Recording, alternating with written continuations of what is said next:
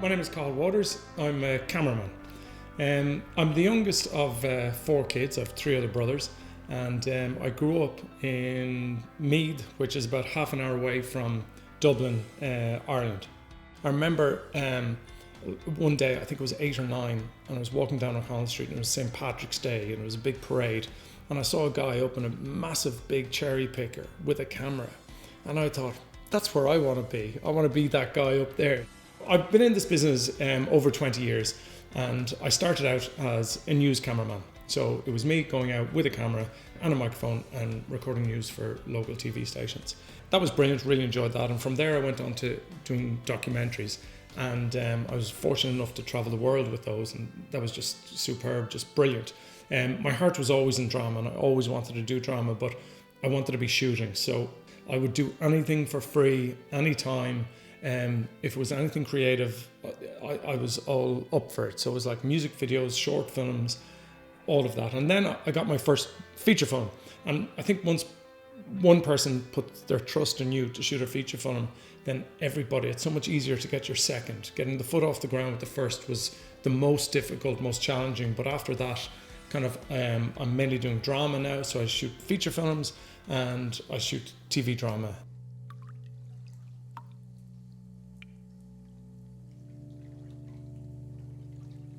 I don't like to think of myself as having a style. I don't want to pigeonhole myself into, having that style or this style. I really like to think that I'll have the style is whatever is needed to tell that story. Certainly there's different styles that I love. I love handheld. I love working with an actor and reacting to an actor. I call it a horrible term, organic and dynamic, where, I have the camera, the actors in front of me, and I'm reacting to them. And I think that stems back from, working in documentary, that you're always trying to tell a story with the actor and trying to be reactive to them. And I think the audience pick up on that, and I think they can feel that they're within the moment much more so than if it was a very structured style.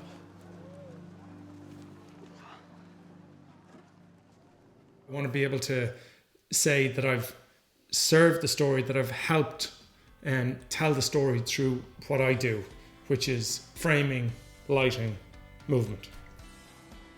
Equipment enabled me to get the jobs I wanted at the start and gave me a springboard then into doing longer form. Right now, I wouldn't say I have to shoot on this or I want to shoot on that. I think it's irrelevant what you shoot on if the story is strong enough, and so many people would say that, but it's absolutely true.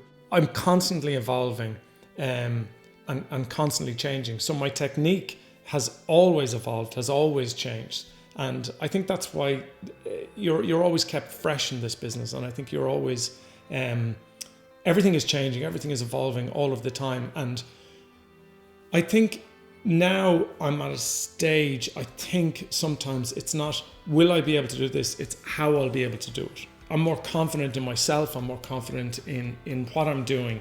And that's very empowering. The way any project starts is I'm usually given a script. It might be an early draft, but at least it's a script, it's a story, it's a talking point. It's very important that when I read a script that I read it in one go, and that I'm in a space where I'm not worried about anything else, that I'm not thinking about anything else, and that I have time to digest it in one go, because you'll only read a script for the first time once.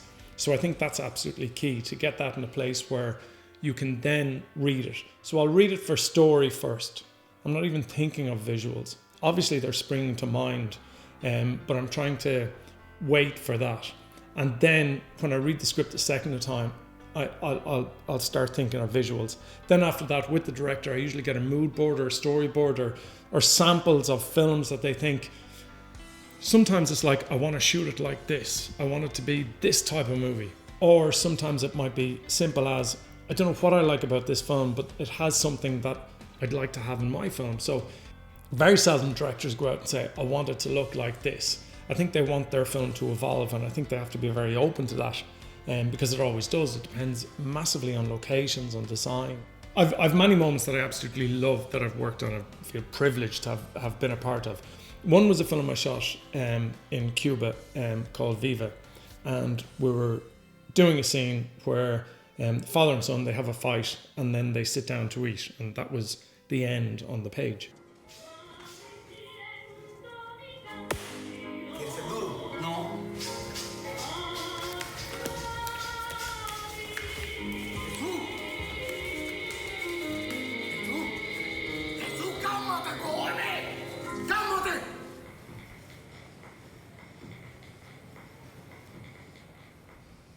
And basically at that moment, the father and son are having a fight. And then at the end of the fight, they sit down to a meal after a confrontation. And effectively that was it. They sit down and they start eating, and we were supposed to cut. But Paddy Brannock, the director, he didn't call cut, and I was holding on this, and the actors kept acting, obviously, and they were sitting down. But for me, that moment was pure, and I don't know what cinema is, but it was pure cinema, because at that stage I think everybody's work had come together.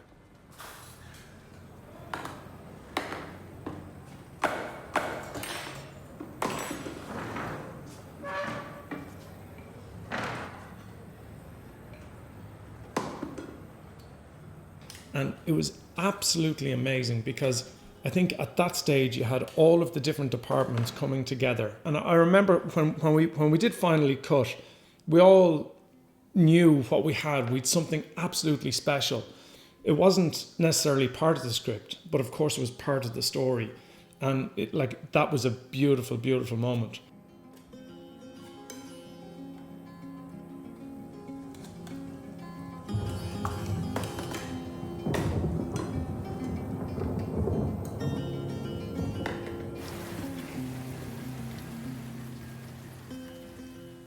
One of my favourite jobs that I've ever done has to be the 4th season of Peaky Blinders.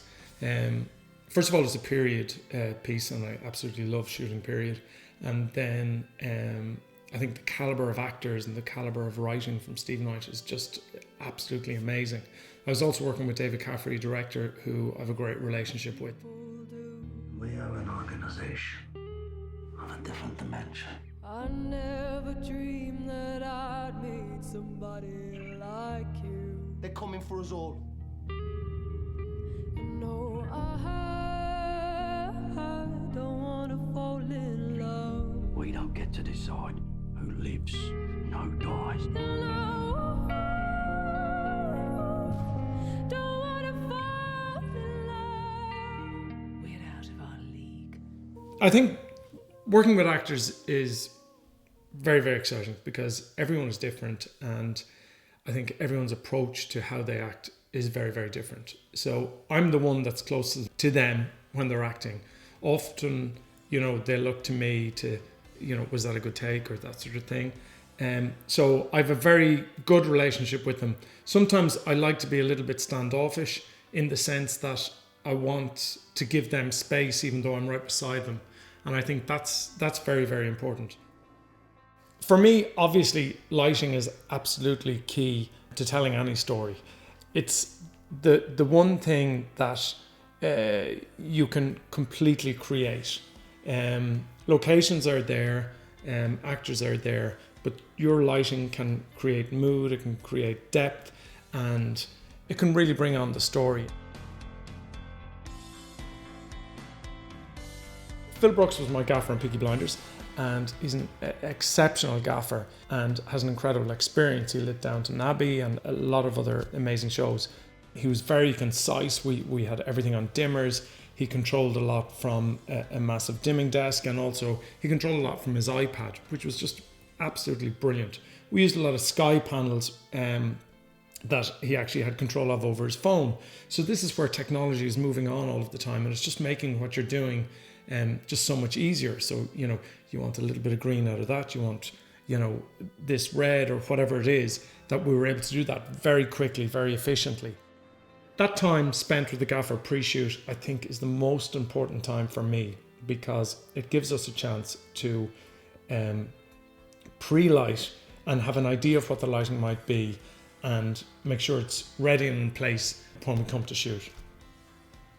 So if I was forced into shooting a feature film on one camera and one lens, I think I would I'd either take an Arri Alexa Mini or a Red Dragon. I think they're both beautiful cameras. They're great images, really, really high quality.